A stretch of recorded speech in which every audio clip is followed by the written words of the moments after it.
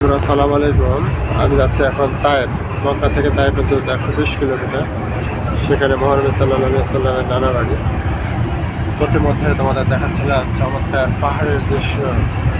কত পাহাড় পর্বত, আল্লাহর সৃষ্টি কত সুন্দর, আল্লাহ কত মহান, কত বড় স্রষ্টা। আসলে ঘরের বাইরে না বের হলে শুধু বইপত্র পড়েই জ্ঞান অর্জন করা যায় না, এটাই তার প্রমাণ। কত সুবিশাল, সুবহানাল্লাহ, আল্লাহু আকবার। কত সুন্দর পাহাড়। আমি মুগ্ধ, আমি অভিভূত। এখনো কত উন্নয়ন কাজ চলছে।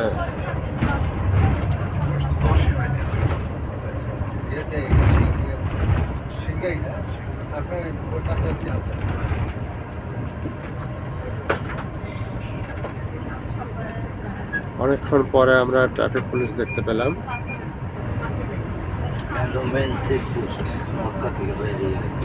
আমরা মক্কা নগরী শেষ করে আমরা তায়েফের অংশে ঢুকলাম, তাই না? শেষ।